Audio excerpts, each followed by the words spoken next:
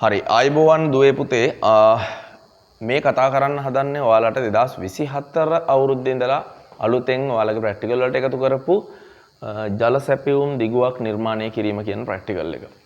ඉස්සර වගේ නෙමෙයි දැන් මෙන්න මේ වගේ ආකෘතියක තමයි මේ ප්‍රැක්ටිකල් එක එන්නේ.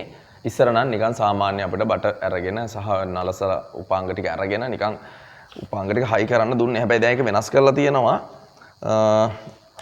මෙන්න මේ වගේ ආකෘතියක්. මේ මත තමයි ඔයාලට ප්‍රැක්ටිකල් එක කරන්න දීලා තියෙන්නේ. මෙතනදී විශේෂයෙන් කියන්න තියෙන්නේ මේ ඔයාලගේ ජල සම්පාදනය සහ කසල අපවාහනය කියන පාඩමේදී ජල සම්පාදනය කොටසේදී අපි කතා කරපු තියරි ටික ඔයාලා අනිවාර්යයෙන්ම බලාගෙන තියෙන්න ඕන. ඒවත් එක්ක තමයි මේක කරන්න පුළුවන්. එතකොට අපි මුලින්ම ප්‍රැක්ටිකල් එකට යමු කෙලින්ම. ඊට පස්සේ මම අතරතුර කියන්නම් විස්තර කොහොමද මේකේ තව වෙනස් වෙන්න පුළුවන් මොනවාද එන්න පුළුවන් මොනවාද කියලාත් මම සඳහන් කරන්නම්. ඔයාලට දීලා තියෙනවා දැන් ඔයාලට මේක විශේෂයෙන්ම මගේ ප්‍රැක්ටිකල් ටියුට් එක අතේ තියෙන ළමයින්ට තමයි විශේෂයෙන්ම එහෙම නැති ළමයෙක් ඉන්නවා නම් අපි ඩිස්ක්‍රිප්ෂන් එකට දාන්නම් මේකේ ප්‍රැක්ටිකල් එකේ PDF එකක් නැත්නම් ෆොටෝ එකක් හරි දාන්නම්. ඒකත් එක්ක ඔයාලට පුළුවන් එතකොට මේක තේරුම් ගන්න. වීඩියෝ එක බලන්න කලින් බලන කෙනෙක් ඒක අනිවාර්යයෙන්ම බලලා ඉන්න වෙනවා නැත්නම් මේක තේරෙන්නේ නැහැ. ගියලා තිනවා ගොඩනැගිලි තාක්ෂණ වේදයේ කොටස යටතේ මේක ඇවිල්ලා තියෙන ප්‍රැක්ටිකල් එක පරීක්ෂණය ප්‍රධාන ජල සැපයුමේ සිට නාන කාමරයේ මුළු තැන්ගෙයි ඇති උපාංග සඳහා ජල සැපයුම් දිගුවක් ස්ථාපනය කිරීම තමයි ඇවිල්ලා තියෙන්නේ. මෙතන මේ නාන කාමරයේ මුළු තැන්ගෙයි විතරක් නෙමෙයි මෙතන තව තියෙනවා බලමු අපි තියෙන කොටස් ටික. බලන්න මේ පුරුව ඇතුලේ තියෙනවා A කියලා උඩ ස්ථානයක් තියෙනවා. ඊළඟ මෙතන B තියෙනවා මෙතන C. මෙතන D තියෙනවා E F G කියලා ස්ථාන කීපයක් නම් කරලා තියෙනවා. ස්ථාන 7ක් නම් කරලා තියෙනවා. ඉතින් මෙන්න මේ ස්ථාන 7 මොනවාද කියලා ඔයාගේ පේපර් එකේ ඔයාලට දීලා තියෙනවා. A කියලා තියෙන්නේ පුතේ උඩිස් ටැංකියට. අර උඩ තියෙන්නේ එහෙනම් A උඩිස් ටැංකිය. ඊළඟට B කියන්නේ ප්‍රධාන ජල සැපයුම. මේ ප්‍රධාන ජල සැපයුම් මාර්ගයෙන් අපේ නිවසට සැපයුම ලබා ගන්න. එහෙම නැත්නම් මීටරේ හරහා එන ජල සැපයුම තමයි මෙන්න මේ B කියලා දීලා තියෙන්නේ. ඊළඟට C කියලා දීලා තියෙනවා මුළුතැන්ගෙයි ප්‍රධාන ජල බේසම. ඔයාලගේ කුසියේ තියෙන සිංක් එක තමයි මේ මුළුතැන්ගේ ප්‍රධාන ජල බේසම කියලා කියන්නේ C. ඊළඟට D කියලා දීලා තියෙනවා නාන කාමරයේ වතුර මල. ඒ කියන්නේ ෂවර් එක. මේ තියෙන්නේ D නාන කාමරයේ වතුර මල. ඊළඟට E කියලා දීලා තියෙනවා නාන කාමරයේ දෝවන බඳුන. මෙතන තියෙනවා E නාන කාමරයේ මූණ හොදන්න තියෙන දෝවන බඳුන තමයි E කියලා කියන්නේ. F කෝ මෙතන F කියන්නේ ගෙමිදුලේ පිහිටවන ලද කරාමයක් තියෙන. ගෙමිදුල කියන්නේ අපේ ගාඩන් එකේ තියෙනවා නම් මොකක් හරි ටැප් එකක්. ඒක තමයි F කියලා කියන්නේ. ඊළඟට G කියලා කියන්නේ ග්‍රීසරය කියලා කියන්නේ හොට් වෝටර් ගන්න තියෙන යුනිට් එක. ඒක බාත්රූම් එක ඇතුලේ තියෙන කොටසක්. ඉතින් මෙන්න මේ කොටස් වලට සැපයුම දෙන්න තමයි අපිට තියෙන්නේ. ඔක්කොටම නෙමෙයි අපිට කියලා තියෙන දේ විතරයි අපි කරන්න ඕන. මෙතනදී කියලා තියෙන්නේ ප්‍රශ්නේ අපි දීලා තියෙන ප්‍රශ්නේ මම කියවනම් ලබා දී ඇති කැටිති සටහන භාවිතයෙන්. ඒ කියන්නේ මෙන්න මේක භාවිතයෙන් දක්වා ඇති ප්‍රධාන ජල සැපයුමේ සිට මේ තියෙන ප්‍රධාන ජල සැපයුම මිලිමීටර 20 නල. මිලිමීටර 20 නල කියන්නේ සාමාන්‍ය අපි ගෙවල් වල පාවිච්චි කරන නල. ඒකේ විශ්කම්භය මිලිමීටර 20 තමයි තියෙන්නේ. 20 නල සැපයුමක් මගින් ඒ කියන්නේ බාහිර විශ්කම්භය 20ක් තියෙනවා. ඒකේ අභ්‍යන්තරයේ තියෙනවා මිලිමීටර අපි අඟල් 12 කියලා තමයි කියන්නේ. 12 නල මේකේ මිලිමීටර 20 කියලා තියෙනවා. බාගේ බට කියලා තමයි අපි මේකට කියන්නේ. මෙන්න මේ සයිස් එකේ බට තමයි ඔය කියන්නේ. මුළුතැන්ගේ ජල බේසම සහ මුළුතැන්ගේ ජල බේසම කියලා කිව්වා අපි C වලට. මුළුතැන්ගේ ජල බේසම සහ නාන කාමරයේ වතුර මල D දක්වා ජල සැපයුම් දිගුවක් ස්ථාපනය කරන්න මෙම ජල සැපයුම ඍජු ජල සැපයුමක් ලෙස සලකන්න කියලා තියෙනවා. ඔයාලා දන්නවා වක්‍ර ජල සැපයුම සහ ඍජු ජල සැපයුම කියලා දෙකක් අපිට කතා කරන්න තියෙනවනේ. වක්‍ර ජල සැපයුම අපි ගන්නේ උඩිස් ටැංකියේ ඉඳලා. ඍජු ජල සැපයුම අපි ගන්නේ අපිට නිවසට ජලය ලබා ගන්න නැත්නම් ප්‍රධාන ජල සැපයුමේ ඉඳලා තමයි මීටරේ හරහා එන ජල සැපයුම තමයි අපි ඍජු ජල සැපයුම කියලා කියන්නේ. එහෙනම් මෙන්න මේ B ඉඳලා තමයි අපිට කියන්න දෙන්නේ. මම ඔයාලට පහසු වෙන්න මෙන්න මේ වගේ චෝක් එකකින් ඇඳලා තියෙනවා. කොහොමද අපි මේකට සැපයුම දෙන්න ඕන නල මාර්ගය කියලා. ඉතින් මෙතන තියෙන්නේ ඔන්න ප්‍රධාන ජල සැපයුමේ ඉඳලා නාන කාමරයේ වතුර මලටයි මුළු තැන්ගෙටයි විතරයිනේ. ඊට අමතරව ඔයාට දෙන්න පුළුවන් මේ අවුරුද්දේ වෙනස් කරලා තව එකක් දෙන්න පුළුවන්. අපේ තියෙන F කියලා කිව්වේ අපි ගෙමිදුලේ පිහිටවන ලද කරාමයට. ඊනට E කියලා කිව්වේ අපි නාන කාමරයේ තියෙන දෝවන බඳුනට. මෙන්න මේ ඕනම එකකට අය අතර ග්‍රීසරයට දෙන්නත් පුළුවන්. මෙන්න මේ කියන ඕනම එකකට සැපයුම දෙන්න පුළුවන්. ඒ වගේම තව එකක් උඩිස් ටැංකියටත් අපි සැපයුමක් දෙන්න ඕනනේ. ඒකත් ප්‍රධාන ජල සැපයුමේ ඉඳලා මෙන්න මෙහෙම උඩිස් ටැංකිය දක්වා දෙන්න ඔයාට කියන්න පුළුවන්. ඉතින් ඒ කියලා තියෙන දේ අනිවාර්යයෙන්ම කරන්න ඕන. මෙතනදී ඔයා මතක තියාගන්න ඕන දෙයක් තියෙනවා. මෙතනදී ඔයාට විශේෂයෙන්ම කියන්න ඕනි කොයිම වෙලාවකවත් මුළු තැන්ගේ දෝවන බඳුනට නැත්තම් සෝදන ජල කරාමයට දෙන්න එපා උඩ ටැංකියෙන් සැපයුම. මෙයාට දෙන්නේ අනිවාර්යයෙන්ම ප්‍රධාන ජල සැපයුමෙන්. ඒක සාමාන්‍යයෙන් සම්මතයක් විදියට තියෙන දෙයක්. ඒක ඔයා දැනගෙන ඉන්න ඕන දෙයක්.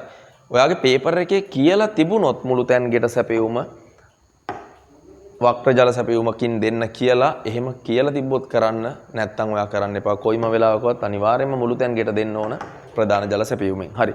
එහෙනම් මෙතන ඔයාට ඊට පස්සේ දැන් මේ විදියට ආකෘතිය දීලා මේ විදියට පේපර් එක දුන්නට පස්සේ ඔයාට මෙන්න මේ වගේ නල කොටස් එතන තියෙන්න පුළුවන්. කුඩා කොටස් කපපු නල කොටස් තියෙන්න පුළුවන්. ඊට අමතරව තව ඒකෙත් මෙහෙමනේ දැන් මේ භාගය නල වගේම තව තියෙන්න පුළුවන් මේ තුන් කාල අඟල ඒ වගේ විශ්කම්බේ තියෙන කුඩා නල කොටස් තියෙන්න පුළුවන්.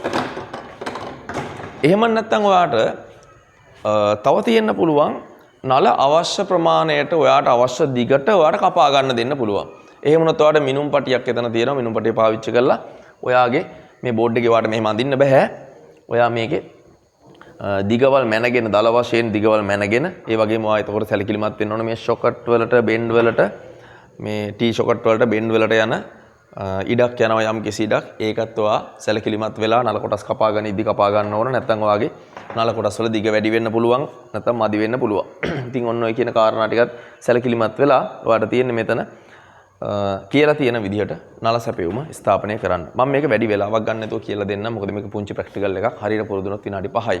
ඉතින් මෙන්න මෙතන ප්‍රධාන නල සැපයුමේ නැත්නම් ජල සැපයුමේ ඉඳලා අපිට පුළුවන් දැන් මේක මම දල වශයෙන් ඇඳගත්ත හින්දා සුදුසු නලයක් භාවිතා කරන්න පුළුවන්.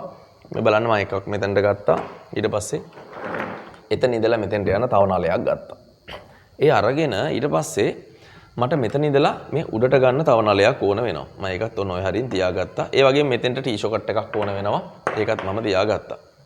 මෙතන උඩට බෙන්ඩ් එකක් ඕන වෙනවා. ඒකත් මම තියාගත්තා. ඊට පස්සේ කුඩා නල කොටසක් ඕන වෙනවා. මෙන්න මෙතන තියෙන අපේ නාන කාමරයේ වතුර මල දක්වා සැපයුම ලබා දෙන්න තවත් පොඩි නල කොටසක් ඕන වෙනවා. ඒ වගේම බලන්න මෙතනත් මුළු තැන් ගෙට දෙන්නත් මේ නලය අපි පාවිච්චි කරා මෙතන T එකේ ඉඳලා ඉහළට තව නල කොටසක් ඒ වගේම මෙතන බෙන්ඩ් එකක් සමග තවත් පොඩි කොටසක් ඕන වෙනවා මෙන්න මේ අපේ තියෙන මෙතන මුළු තැන්ගේ දෝවන බඳුන දක්වා සැපයුම ලබා දෙන්න. ඉතින් මේ කොටස් ටික හයි කරගන්න එක තමයි ඔයාගේ ප්‍රැක්ටිකල් එක වෙන්නේ. අපි බලමු සම්බන්ධ කරගන්නේ කොහොමද කියලා. මේක ඇත්තටම හරිම ලේසි ප්‍රැක්ටිකල් එකක්. වෙලාව යන්නෙම නෑ වගේ. නල කොටස් ටික කපා ගන්න එක තමයි ඔයාලට වෙලාව යන්නේ. මම මෙතනදී නම් තියෙන නල කොටස් කපාගෙන තියෙන නල කොටස් පාවිච්චි කරනවා. ඔයාලට එතනදී අනිවාර්යයෙන්ම නල කොටස් කපා ගන්න සිද්ධ වේවි. ඔයාලට PVC නලයක් දේවි. සමහරට දිග කොටස් දේවි මෙන්න මේ වගේ. එහෙම වුණොත් එහෙම මේවා පාවිච්චි කරලා අවශ්‍ය ප්‍රමාණයට කපා ගන්න සිද්ධ වෙනවා. මම මේ කපාගත්ත කොටස් ටිකක් සම්බන්ධ කරන එක තමයි කරන්නේ. නල කපා ගන්න එක ඔයාගේ වැඩක්. ඒක ඔයා පුරුදු වෙන්න ඕනේ. අපේ ළමයින්ට නම් මේක මම දැන් පුරුදු කරලා ඉවරයි. නමුත් ඔයාලගේ කවුරු හරි පිට මගේ පන්තියට හෝ ප්‍රැක්ටිකල් ප්‍රෝග්‍රෑම් එකකට සම්බන්ධ වෙච්ච නැති ළමයෙක් ඉන්නවා නම් එයාගේ යම් කිසි පොඩ්ඩක් හරි ඔයාට මේ ගැන දැනගන්න තමයි මම මේ වීඩියෝ එක කරන්නේ. ඒ නිසා මේක පොඩ්ඩක් අවධානය යොමු කරන්න. මේ ප්‍රැක්ටිකල් එක අනිවාර්යයෙන්ම මේ පාර වැඩි ප්‍රවණතාවයක් තියෙන ප්‍රැක්ටිකල් එකක්.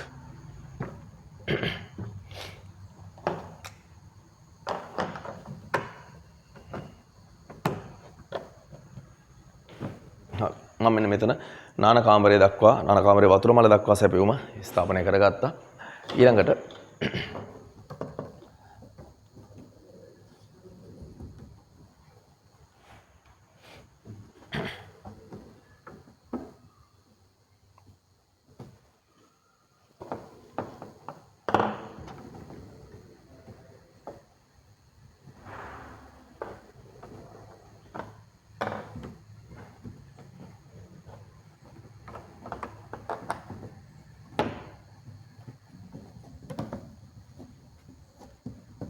හරි මෙන්න මේ ආකාරයට මේ ප්‍රැක්ටිකල් එක අපිට කරලා පෙන්නන්න පුළුවන්. මෙතන කරලා තියෙන්නේ ප්‍රධාන ජල සැපයුමේ ඉඳලා මුළු තැන්ගේ දෝවන බඳුන සහ නාන කාමරයේ වතුර මල දක්වා ජල සැපයුම් දිගුවක් නිර්මාණය කිරීම විතරයි. ඉතින් ඔයාලට තවත් එන්න පුළුවන් මෙතන ඉඳලා ප්‍රධාන ජල සැපයුමේ ඉඳලා අපේ උඩිස් ටැංකිය දක්වා නල දිගුවක් ස්ථාපනය කරන්න දෙන්න පුළුවන්. ඒක අනිවාර්යයෙන්ම දෙන්න පුළුවන් එකක්. එතකොට අපි මෙන්න මෙතනට මේ බලන්න මේ නල දෙකක් දාන්න ඕනේ නැහැ නේ වෙනුවෙන් වෙනම නලයක් අවශ්‍ය වෙන්නේ නැහැ. ඔයාලට මෙතන පේනවා මේ ටැංකිය නම් ටැංකිය උඩටනේ අපි ජල සැපයුම දෙන්න ඕන. එහෙනම් මෙන්න මෙතනට ඔයා සම්බන්ධ කරගන්න වෙනවා නලයක් මේ ආකාරයටම. එතකොට එතෙන්ට සුදුසු නල කොටසක් භාවිතා කරන්න.